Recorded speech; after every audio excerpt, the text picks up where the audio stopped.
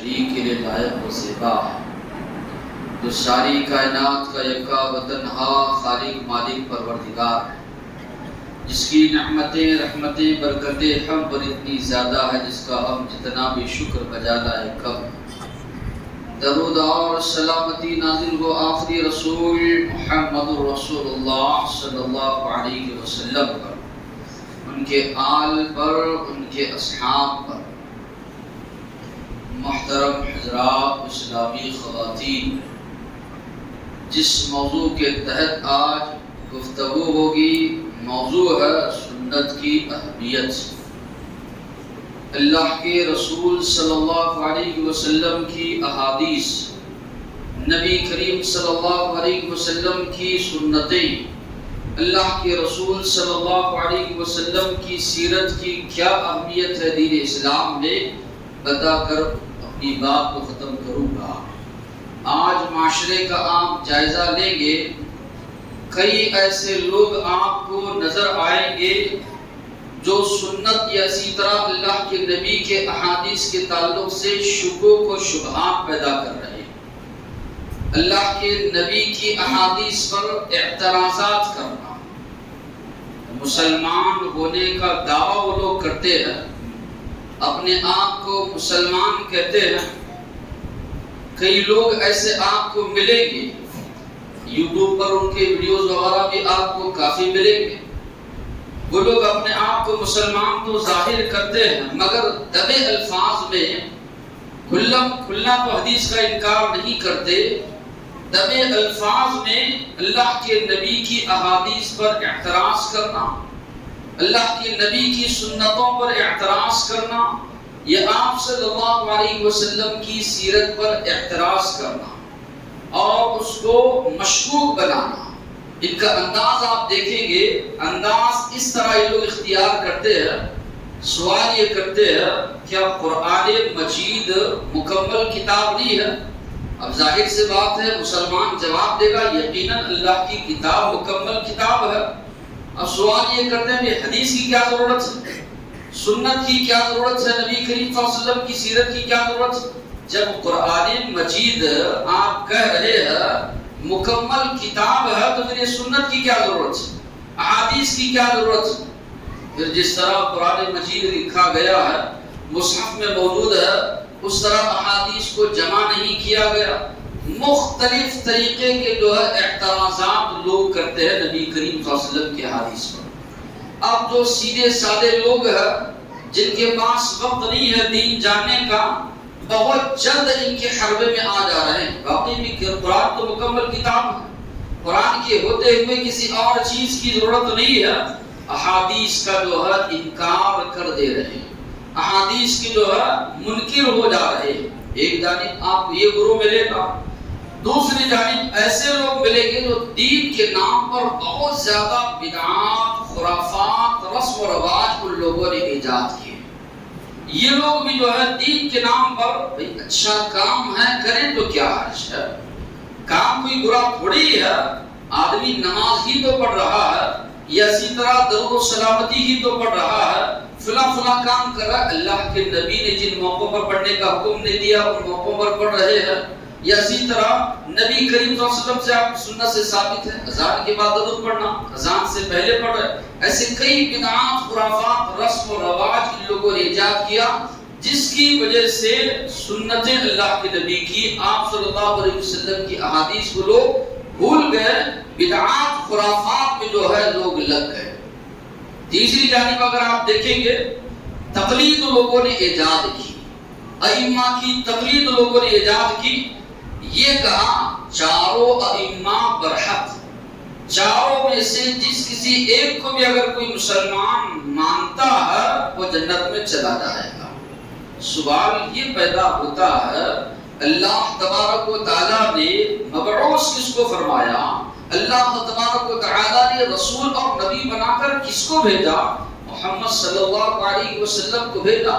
ہمارا ایمان، ہمارا عقیدہ یہ ہے کہ جو بات قرآن و سنت پہ ہے، اللہ نے فرمائی ہے، اللہ کے نبی نے فرمائی ہے، وہی بات شریعت کی نظر میں قابل قبول ہے، اللہ کے پاس قبول ہے، ورنہ اللہ اور اس کے رسول سے ہٹ کر کس کی بھی بات ہو شریعت میں وہ بات مردود ہے۔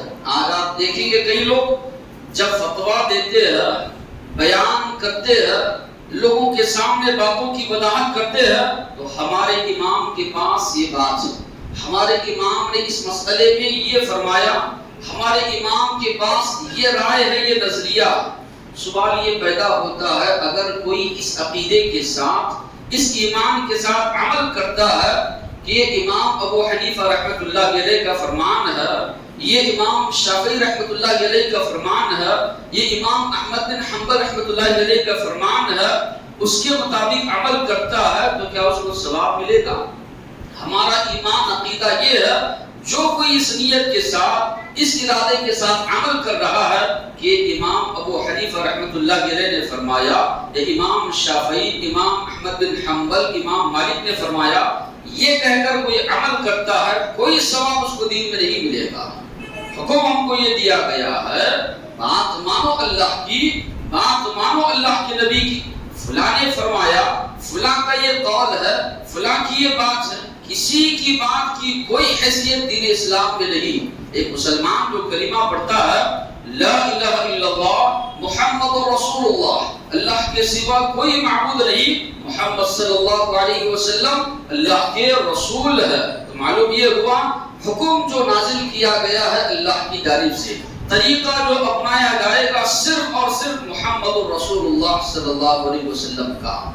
سب سے بہترین زمانہ جس کو قرار دیا گیا اللہ کے نبی کا زمانہ، اللہ کے نبی کے صحابہ کا زمانہ، اس کے بعد جو زمانہ ہے تابعین کا زمانہ، اس کے بعد جو زمانہ ہے تبع تابعین کا زمانہ۔ ان ادوار میں آپ دیکھیں گے، ان دوروں میں آپ دیکھیں گے کہیں بھی تقلید آپ کو نظر نہیں آئے گی۔ یہ چار ائمہ کو ماننا برحق، یا چاروں میں سے ایک کو بھی اگر مانے گا تو جنت میں جائے گا، تو معنی یہ ہے کہ صحابہ کس امام کو مانتے تھے، تابعین کس امام کو مانتے تھے۔ آج جو یہ کہا جا رہا ہے چاروں ائمہ برحق، ان میں سے کسی ایک کو بھی اگر آدمی پکڑ لے گا جنت میں جائے گا۔ آپ کو معلوم ہونا چاہیے چاروں ائمہ کے درمیان ہر مسئلے میں اختلاف ہے۔ اگر اتفاق ہوتا، تھوڑا بہت اختلاف ہوتا تو فرقوں میں لوگ بٹتے ہی نہیں، فرقوں میں لوگ بٹتے ہی نہیں، فرقوں میں لوگ بٹے ہیں۔ معنی یہ ہے کہ چاروں کے درمیان اختلاف۔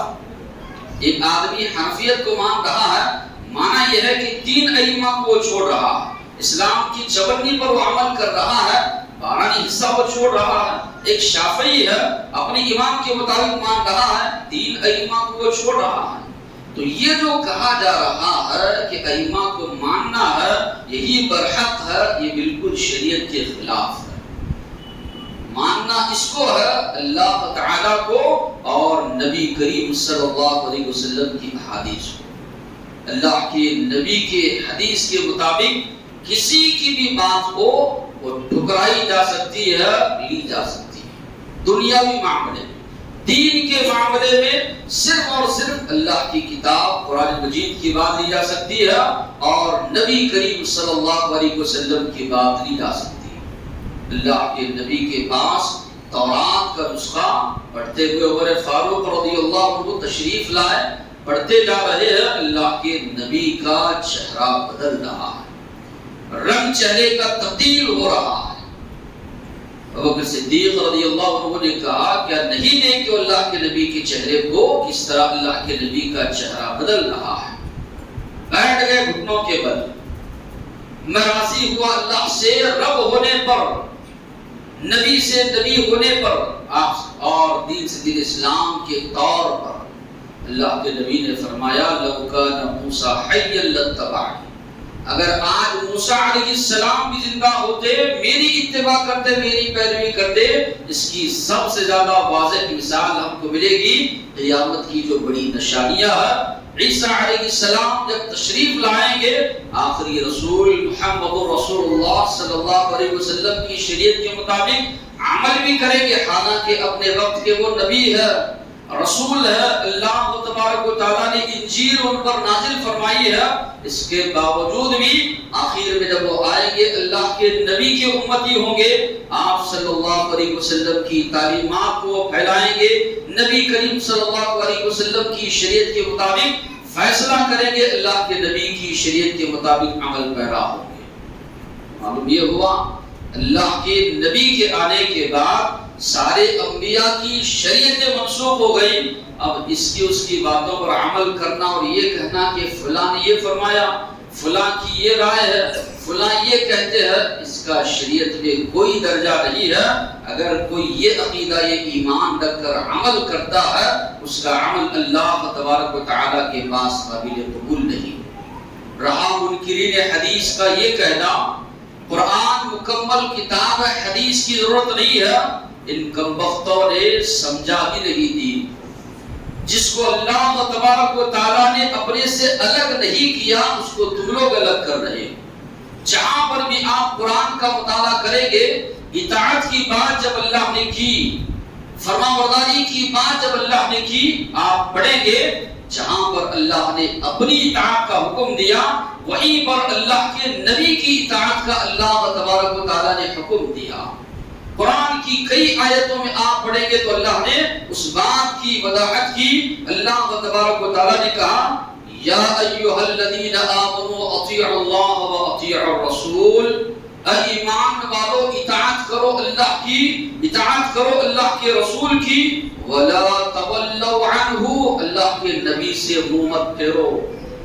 اللہ تعالیٰ صرف یہ نہیں فرما رہے ہیں اللہ کی اطاعت کرو، اللہ کی بات مانو۔ قرآن مجید پر جو اللہ تبارک و تعالیٰ یہ فرما رہے ہیں اطاعت و فرما برداری کرو اللہ کی اور اللہ کے رسول کی، آگے اللہ نے فرمایا وَمَن يُطِعِ الرَّسُولَ، جو اللہ کے رسول کی اطاعت کرتا ہے فَقَدْ أَطَاعَ اللَّهُ، اس نے اللہ ہی کی اطاعت کی۔ اپنی اطاعت سے مقدم اللہ یہ فرما رہے ہیں اللہ کے نبی کی اطاعت، اللہ کے نبی کی فرما برداری، یہ اللہ ہی کی اطاعت ہے، اللہ کی ہی فرما برداری ہے۔ یہاں پر اللہ تعالیٰ تفریق نہیں کر رہے، الگ نہیں کر رہے ہیں قرآن اور سنت کو، قرآن اور حدیث کو اللہ تبارک و تعالیٰ فرما رہے ہیں قرآن مجید اللہ ہی کی جانب سے نازل کرتا ہے، اور اسی طرح احادیث بھی نبی کریم صلی اللہ علیہ وسلم پر جو نازل ہوئی یہ بھی اللہ ہی کی جانب سے نازل کرتا ہے۔ دونوں کے درمیان تفریق اللہ نے نہیں کی۔ اللہ نے کیا فرمایا وَمَن يُطِعِ الرَّسُولَ، جو رسول کی اطاعت کرتا ہے، جو رسول کی فرما برداری کرتا ہے، فقط اطاع اللہ، اس نے اللہ ہی کی اطاعت کی۔ وَمَن تَوَلَّى، جو منہ پھیر کر چلا جائے، فَمَا أَرْسَلْنَاكَ عَلَيْهِمْ حَفِيظًا، ہم نے آپ کو نگران بنا کر نہیں بھیجا۔ آپ کی ذمہ داری لوگوں تک بات کو پہنچانا ہے، مانتے ہیں نہیں مانتے ان کے اوپر ہے، مانیں گے کامیابی ان کے لیے ہے، کامیابی ان کے قدم چومے گی، نہ نہیں مانیں گے جہنم کا عذاب وہ لوگ بھگتیں گے۔ اسی طرح اللہ نے فرمایا یا ایھا الذین آمنوا اطیعوا اللہ واطیعوا الرسول، اے ایمان والو اطاعت کرو اللہ کی، اطاعت کرو اللہ کے رسول کی، ولا تبطلوا اعمالکم، اپنے اعمال کو باطل نہ کرو۔ یہاں پر بھی قرآن کا بھی تذکرہ اللہ نے کیا، اللہ کے نبی کی احادیث کا بھی تذکرہ اللہ تبارک و تعالیٰ نے کیا۔ اپنے اعمال کو باطل نہ کرو، یعنی جو بھی عمل قرآن کے خلاف ہوگا، اللہ کے نبی کی سنت سے ہٹ کر ہوگا، اللہ نے فرمایا وہ عمل باطل ہوگا۔ عبداللہ ابن مسعود رضی اللہ عنہ نے کہا اللہ کی لعنت ہے، اللہ کی لعنت ہے ان عورتوں پر جو عورتیں کے گدواتی ہیں یا گدوانے لگاتی ہیں، جسم پر بیل بوٹے یا اسی طرح نقش و نگار جو کی جاتی ہے اس کو اسلام نے حرام قرار دیا۔ تو اللہ کے نبی کی حدیث سناتے ہیں لعنت ہے اللہ کی، اللہ کے نبی نے لعنت بھیجی ان عورتوں پر جو کہ جسم پر گدواتی ہے یا اسی طرح اپنے بال اپنے دانت وغیرہ کے درمیان جو ہے سانت کرتی ہے یا اللہ کی تخلیق میں جو ہے تبدیلی کرتی۔ تو یہ فرماتے ہیں کہ اللہ تعالیٰ نے فرمایا، ان کے جو الفاظ ہیں اللہ نے فرمایا، اللہ کے نبی نے فرمایا۔ ایک خاتون جو کہ ام یعقوب جس کا نام ہے، ابن مسعود رضی اللہ عنہ کے پاس آتی اور کہتی ہیں میں نے سنا کہ تم فرماتے ہو کہ اللہ کی کتاب میں یا اسی طرح اللہ کے نبی نے لعنت بھیجی ان لوگوں پر، ان عورتوں پر جو عورتیں یہ صفات کو اپناتی ہیں۔ میں تو سارا قرآن پڑھ گئی مگر کہیں پر بھی یہ لعنت کے الفاظ مجھے دکھے نہیں، جن عورتوں پر جن خواتین پر تم لعنت بھیج رہے ہو قرآن میں کہیں بھی یہ حکم موجود نہیں۔ تو عبداللہ بن مسعود رضی اللہ عنہ جو کہ مفسر قرآن یا اسی طرح کئی مسئلوں میں وضاحت وہ کرتے ہیں تو فرماتے ہیں قرآن کو اگر تم نے غور سے پڑھا ہوتا تو یہ بات تمہارے سامنے آتی۔ کیا قرآن میں اللہ تبارک و تعالیٰ کے اس قول کو تم نے نہیں پڑھا؟ وَمَا آتَاكُمُ الرَّسُولُ فَخُذُوهُ، اللہ کے نبی جو بھی دے دیں تم اس کو لے لو۔ وَمَا نَهَاكُمْ عَنْهُ فَانْتَهُوا، اللہ کے نبی جس سے روکے اس سے رک جاؤ۔ وَاتَّقُوا اللَّهَ، ڈرو اللہ سے، یقیناً اللہ بڑی سخت پکڑنے والا ہے۔ اللہ تعالیٰ خود حکم دے رہے ہیں جو رسول دے اس کو لو، جس سے منع کرے رسول اس سے رک جاؤ۔ تو اللہ کے نبی کا منع کرنا اللہ تبارک و تعالیٰ ہی کا منع کرنا ہے۔ اللہ کے نبی کبھی کوئی بات اپنی جانب سے نہیں کرتے تھے۔ اللہ نے سورہ نجم میں فرمایا وَمَا يَنطِقُ عَنِ الْهَوَىٰ إِنْ هُوَ إِلَّا وَحْيٌ يُوحَىٰ، محمد صلی اللہ علیہ وسلم کبھی بھی اپنی جانب سے کوئی بات نہیں کہتے، جو بات بھی محمد صلی اللہ علیہ وسلم کہتے ہیں وحی ہے جو آپ پر نازل کی جاتی ہے۔ اس سے جو ہے یہ استدلال جو ہے محدثین اسی طرح مفسرین نے کیا کہ حدیث بھی منزل من اللہ ہے، جس طرح قرآن مجید اللہ نے نازل کیا ہے اسی طرح حدیث بھی جو ہے اللہ تبارک و تعالی ہی نے جو ہے نازل فرمایا ہے۔ اس کی آگے وضاحت ہوگی، کئی مسئلوں میں جو ہے اس کی وضاحت اللہ کے نبی نے کی ہے۔ تو یہاں پر جو بات بتائی جا رہی ہے وَمَا يَنطِقُ عَنِ الْهَوَىٰ، کبھی نبی کریم صلی اللہ علیہ وسلم اپنی جانب سے کوئی بات نہیں کہتے۔ إِنْ هُوَ إِلَّا وَحْيٌ يُوحَىٰ، جو بات بھی آپ زبان سے نکالتے ہیں وحی ہے جو آپ کی جانب نازل کی جاتی ہے۔ اللہ کے نبی نے نماز کے وقت میں وضو کا جو حکم اللہ نے دیا، جو طریقہ اللہ کے نبی نے امت کو سکھایا وہ وہی طریقہ ہے جو اللہ نے جبرائیل علیہ السلام کو بھیج کر آپ کو سکھایا۔ جس طرح جبرائیل علیہ السلام قرآن کی آیات لے کر نبی کریم صلی اللہ علیہ وسلم کے پاس اترتے تھے، اسی طرح اس کی تشریح، اس کی وضاحت یعنی احادیث کو لے کر جبرائیل علیہ السلام اترا کرتے تھے۔ نماز کا جو طریقہ اللہ تبارک و تعالیٰ نے جبرائیل علیہ السلام کو حکم دیا، وہی طریقہ اللہ کے رسول صلی اللہ علیہ وسلم کو جبرائیل علیہ السلام نے جو ہے سکھایا ہے۔ تو جو بھی باتیں قرآن مجید میں حکم دی گئی، آج انکار حدیث کرنے والے، منکرین حدیث جو ہے حدیث کا انکار کرنے والے ہیں، دبے الفاظ میں ظاہری طور پر کھلا تو وہ نہیں کہتے کیونکہ کفر کا فتویٰ ان پر لگ جائے گا، مسلمان ان کو کافر قرار دیں گے۔ دبے الفاظ میں آج لوگ احادیث کا انکار کرتے ہیں۔ اللہ تبارک و تعالیٰ نے قرآن مجید میں نماز پڑھنے کا حکم دیا۔ اللہ کے نبی زندگی بھر نماز پڑھتے رہے، یقیناً پڑھتے رہے، صحابہ کرام نے بھی آپ کو دیکھ کر عمل کیا۔ اب یہ حدیث کا جو انکار کرنے والے ہیں، سوال جب ان سے کیا جائے نماز کا طریقہ قرآن سے بتاؤ، نہیں بتا پائے۔ رکوع کرنے کا تذکرہ ہے، کس طرح رکوع کیا جائے، سامنے جھکیں گے، پیچھے جھکیں گے، دائیں جھکیں، بائیں جھکیں، کہیں بھی تذکرہ قرآن مجید میں نہیں ہے۔ اللہ کے نبی کا جو طریقہ ہے وہ احادیث میں آپ کو ملے گا۔ یا اسی طرح زکوٰۃ دینے کا تذکرہ ہے، اللہ کے نبی کتنی مقدار میں زکوٰۃ نکالنا ہے، کب کب زکوٰۃ نکالنا ہے، سونا چاندی ہے تو اس کا کیا نصاب ہے، جانور ہے تو اس کا کیا نصاب ہے، کھیتی اناج غلہ نکل رہا ہے تو اس کا کیا نصاب ہے، ساری وضاحتیں آپ کو حدیث میں ملیں گی. یہ اسی طرح روزہ رکھنا ہے، کس انداز سے کتنے روزے رکھنا ہے، کس طرح سے سحر اور افطار کیا جائے. یہ اسی طرح حج کرنا ہے، اللہ کے نبی نے خود صحابہ کرام کو لے کر حج کیا. اب یہ لوگ اٹک گئے یہاں پر، اب یہاں پر نئی نئی باتیں کہنے لگے. نماز جو ہے ویسی نہیں ہے جیسے لوگ پڑھ رہے. نماز کا معنی دعا ہے، صرف بیٹھے بیٹھے آدمی دعا کر لے، نماز کا انکار کر دیا. زکات صدقات جو ہے کہا کہ بھئی حکومت وقت جو ہوتی ہے جو متعین کرے وہ مسلمان دے دیا کرے. اتنی دور لاکھوں روپے خرچ کر کے جو ہے حج کو جانے کے بجائے، قربانی میں اتنے جانور ذبح کرنے کے بجائے غریبوں کی جو ہے مدد کر دی جائے. روزے مہینے کے رہی ہے، ایک دو روزے جو ہے رکھ لیے جائیں.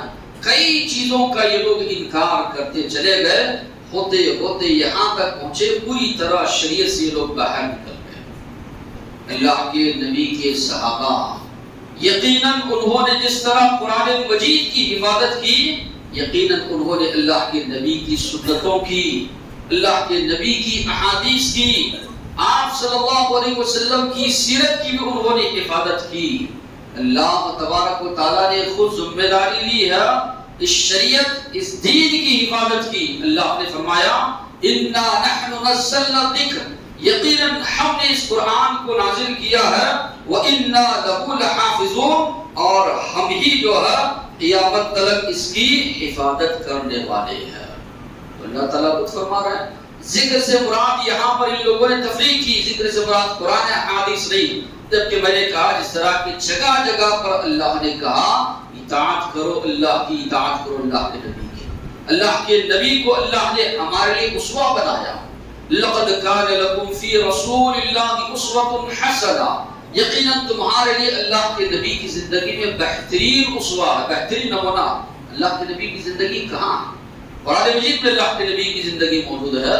اللہ کے نبی کی زندگی تو احادیث میں موجود ہے، اللہ کے نبی کی زندگی تو سنتوں میں موجود ہے، اللہ کے نبی کی زندگی تو سیرت کی کتابوں میں موجود ہے. اللہ تعالیٰ فرما رہا ہے تمہارے لیے اللہ کے نبی کی زندگی میں بہترین نمونہ ہے. جس طرح آپ نماز پڑھتے تھے اس کا تذکرہ حدیث میں ملے گا، قرآن مجید میں آپ کو اس کا تذکرہ نہیں ملے گا. کتنی رکعتیں سنن و نوافل کب پڑھتے تھے، یہ سارے کا سارا تذکرہ جو ہے احادیث میں آپ کو ملے گا. تو اللہ تعالیٰ نے جو ہمارے لیے اسوہ بنایا کہ تمہارے لیے اللہ کے نبی کی زندگی جو اسوہ ہے. اب جو انسان حدیث کا انکار کرتا ہے، اللہ کے نبی کی سیرت کا انکار کرتا ہے، پھر اللہ کے نبی کو اسوہ وہ کیسے جو ہے مان سکتا ہے، اللہ کے نبی کی جو ہے زندگی کو کیسے اپنا سکتا ہے. اللہ تعالیٰ نے فرمایا سورہ نساء میں وَأَنزَلَ عَلَيْكَ الْكِتَابَ وَالْحِكْمَةَ، اللہ نے آپ پر کتاب بھی نازل کی اور حکمت بھی نازل کی. کتاب قرآن مجید معلوم ہو رہا ہے، حکمت سے کیا مراد ہے؟ اللہ تعالیٰ فرما رہے ہیں، خود اللہ کا یہ فرمان ہے سورہ نساء کا انزل علیک الکتاب والحکمہ، اللہ نے اے نبی آپ پر کتاب بھی نازل کیا ہے اور حکمت بھی نازل کی ہے. ابن عباس رضی اللہ عنہ جو اللہ کے نبی کے چچیرے بھائی ہیں، جن کے حق میں اللہ کے نبی نے دعا کی ہے اللہ ان کو قرآن کی سمجھ عطا کر، تفسیر اس کی یہ بیان کرتے ہیں ایک وجہ یہ بھی ہے فہم سلف، صحابہ کرام کی فہم کو نہ لینے کی وجہ سے من مانی بیٹھے قرآن مجید اٹھا کر ڈکشنری اٹھا لیے، اس کا ترجمہ کیا ہے بس ترجمہ کرتے چلے گئے. یہ قرآن کو سمجھنے کا یہ انداز یہ لوگ اپنا رہے ہیں.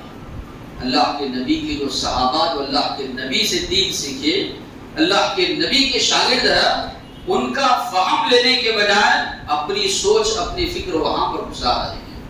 اللہ کے نبی نے جاتے ہوئے فرمایا علیکم بسنتی و سنت الخلفاء الراشدین المہدیین، تم پر لازم ہے میرے طریقے کو اپناؤ، میرے صحابہ جو ہدایت کے راستے پر ہیں ان کے جو ہے طریقے کو اپناؤ. لئن آمنوا بمثل ما آمنتم به فقد اهتدوا، صحابہ کو خطاب کرتے ہوئے فرمایا بعد میں آنے والے جتنے بھی لوگ ہیں ویسے ایمان لائے جیسے محمد صلی اللہ علیہ وسلم کے ساتھی صحابہ ایمان لائے ہیں، تمہارا ایمان اللہ کے پاس قابل قبول، ورنہ تمہارا ایمان اللہ کے پاس مردود ہے. تو آج وجہ یہی ہے، صحابہ کی فہم کو، صحابہ کی فکر کو، صحابہ نے جو دین کو بیان کیا ہے، صحابہ نے جو دین کو سیکھا ہے، اس کو اپنانے کے بجائے قرآن مجید کو اٹھائے، ڈکشنری کو اٹھائے، اس میں جو ترجمہ مل رہا ہے وہ ترجمہ کر کے جو ہے آج لوگ گمراہ ہو رہے ہیں۔ تو اللہ نے جو فرمایا وَأَنزَلَ عَلَيْكَ الْكِتَابَ وَالْحِكْمَةَ، اللہ نے آپ پر کتاب بھی نازل کی، حکمت بھی نازل کی۔ حکمت سے کیا مراد ہے؟ ابن عباس رضی اللہ عنہ یا اسی طرح قتادہ، ابن القیم رحمۃ اللہ علیہ سب یہی فرماتے ہیں، حکمت سے مراد اللہ کے نبی کی سنتیں ہیں، حکمت سے مراد اللہ کے رسول صلی اللہ علیہ وسلم کی احادیث، اس لیے کہ اللہ کے رسول صلی اللہ علیہ وسلم اس دنیا سے جب جا رہے تھے، اللہ کے نبی نے فرمایا لن تضلوا، تم لوگ کبھی گمراہ نہیں ہوگے، ترکت فیکم امرین، دو چیزیں تمہارے درمیان چھوڑ کر جا رہا، لن تضلوا ما تمسکتم بہما، جب تک ان دونوں کو تھامے رہو گے کبھی سیدھے راستے سے نہیں بھٹکو گے، کتاب اللہ، اللہ کی کتاب، اور سنتی، اور نبی کریم صلی اللہ علیہ وسلم کی سنت ہے۔ تو اللہ کے نبی فرما رہے ہیں جب تک ان دو چیزوں کو تھامے رہو گے کبھی صحیح راستے سے نہیں بھٹکو گے، صحیح راستے سے نہیں بہکو گے۔ کئی اعتراضات احادیث پر کرتے ہیں، وہ اعتراضات مستشرقین نے قرآن مجید پر بھی کی۔ اب یہ بے دین لوگ جو ہے آتے آتے ہوگا ایسے، وہ قرآن کی اعتراضات بھی جب پڑھیں گے قرآن کو بھی یہ لوگ چھوڑ دیں گے، چونکہ ہمارا ایمان ہے اس کتاب پر، ہمارا ایمان ہے اللہ کے نبی کی احادیث پر، ورنہ وہ اعتراضات آپ لوگوں کے سامنے سنا تھا۔ احادیث کو شبہ و شبہات پیدا کرنے کے لیے لوگوں نے جب اعتراضات کیے، وہ اعتراضات کو یہ لوگ مان کر یہ احادیث کا انکار کر بیٹھے۔ یہی اعتراضات اللہ کے نبی کے دور میں، بعد کے دور میں قرآن مجید پر بھی ہوئے۔ اللہ کے نبی کے زمانے میں اللہ کے نبی کی زبان سے لوگ سن کر کہتے تھے یہ قرآن اللہ کی کتاب نہیں ہے، فلاں کے پاس جاتے ہیں سیکھ کر آتے۔ کئی اعتراضات کے قرآن نے اس کے جوابات دیے مدلل اور بہتر انداز میں۔ اگر سیکھ کر آتے ہیں فلاں سے، ایسی ایک سورہ بنا کے بتاؤ، ہمت ہے؟ نہیں بناتے، 10 آیتیں بنا کر بتاؤ، نہیں بنا سکتے ہو، ایک آیت لا کر بتاؤ۔ عربی زبان پانی کی طرح وہ لوگ بولتے تھے، عربی زبان کے بڑے ماہر تھے، ایسے ایسے اشعار وہ لوگ سناتے تھے، ان کے اشعار سن کر لوگ ان کے سامنے سجدہ ریز ہو جاتے تھے، لوگ ان کے اشعار کو لکھ کر کعبۃ اللہ پر لٹکاتے تھے۔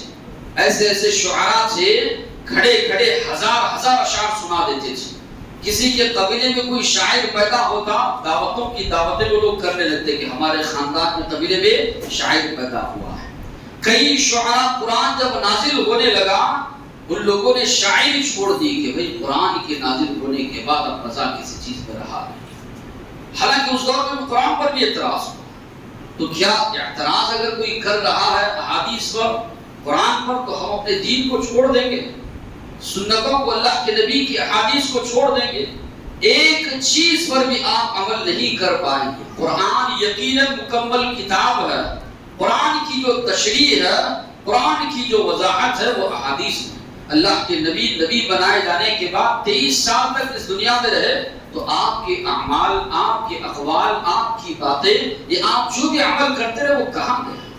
کہ اللہ کے نبی کے صحابہ، بعد کے دور کے مسلمانوں نے اس کی حفاظت نہیں کی؟ اتنے شکوک، یقیناً مستشرقین، کفار، یہود یہ پیچھے لگے ہوئے تھے کسی نہ کسی طریقے سے اسلامی تعلیمات کو مٹائیں، لیکن اللہ تبارک و تعالیٰ نے بھی وقت گزرتے گزرتے ایسے لوگوں کو قائم کیا، یا ایسے لوگوں کو اللہ نے لایا۔ امام بخاری رحمۃ اللہ علیہ، امام مسلم، امام ابو داؤد، امام نسائی، ابن ماجہ، ان لوگوں نے انتھک کوششوں کے ذریعے جو ہے چھان پٹک کر کے جو ہے احادیث کو جمع کیا۔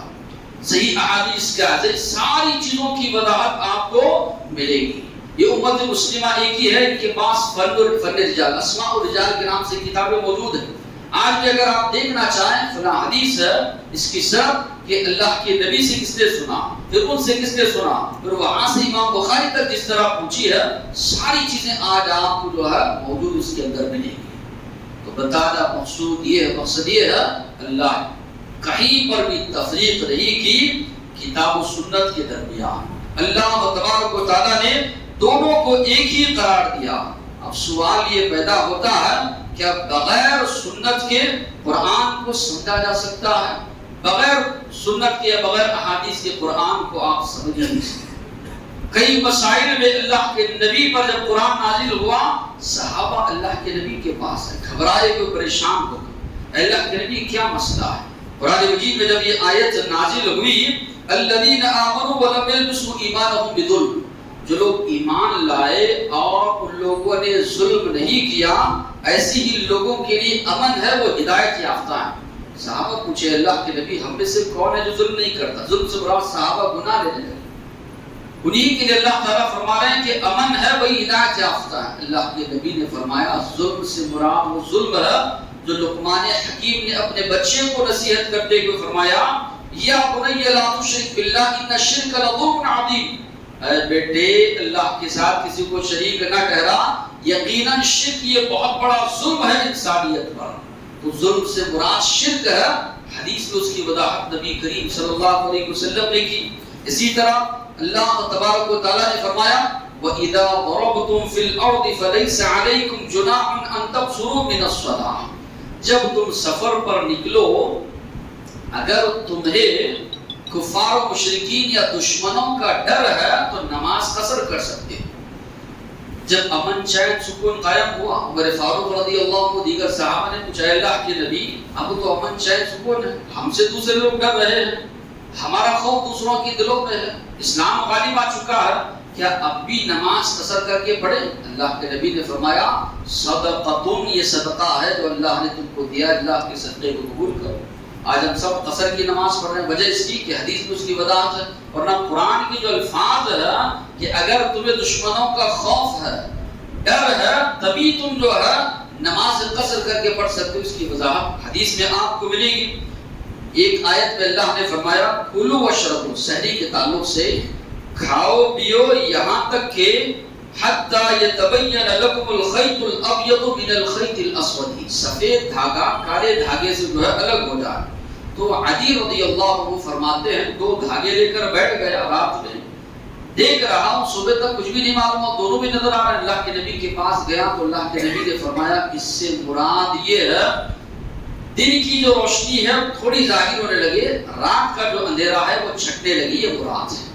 کالے دھاگے سے مراد رات کا آخری وقت ہے، اور سفید دھاگے سے مراد دن کی جو شروعات کی جو روشنی ہے وہ مراد ہے۔ اللہ کے نبی نے سمجھا۔ ایسے کئی مسائل میں آپ دیکھیں گے اللہ کے نبی سے سوال کیا گیا، اللہ کے نبی نے اس کی وضاحت کی۔ کئی ایسے مسائل آپ دیکھیں گے اللہ کے نبی سے سوال کیا گیا۔ خولہ رضی اللہ عنہا اللہ کے نبی کے پاس آتی ہے، کہتی ہیں اللہ کے نبی میرے شوہر نے مجھ سے زہار کیا ہے، کہا ہے مجھ کو اپنے اوپر حرام قرار دیا ہے، کچھ فیصلہ فرمائے، میری ساری زندگی ان کے ساتھ گزر گئی۔ اللہ کے نبی نے فرمایا کوئی حکم نازل نہیں ہوا، میں نہیں فرما سکتا۔ بار بار اصرار کریں تب اللہ کے نبی پر جو ہے وحی نازل ہوتی ہے۔ تو معلوم یہ ہوا کبھی بھی اللہ کے نبی اپنی جانب سے دین میں کوئی بات اللہ کے نبی نے نہیں کی، جو بات بھی اللہ کے نبی نے بتائی ہے وہ اللہ تبارک و تعالیٰ کی جانب سے نازل کردہ ہے۔ ہمارا ایمان، ہمارا عقیدہ یہ ہے جس طرح صحابہ کرام نے قرآن مجید کی حفاظت کی، اللہ نے ان کو چن لیا تھا، اسی طرح صحابہ کرام نے جو ہے سنتوں کی بھی حفاظت کی۔ ساری امت کو آپ دیکھیے، جتنے بھی مسلمان ہیں جس ممالک کے بھی رہنے والے ہو، پنج وقتہ نمازیں یقیناً پڑھتے، یہ تواتر سے چلا آ رہا ہے۔ کسی کے پاس بھی 4 وقت کی نماز نہیں، چاہے ہندوستان کے مسلمان ہو، ملیشیا کے ہو، انڈونیشیا کے ہو، سعودی عرب کے ہو، جہاں کی بھی ہو، پنج وقتہ نمازیں ہر ایک کے پاس ہیں۔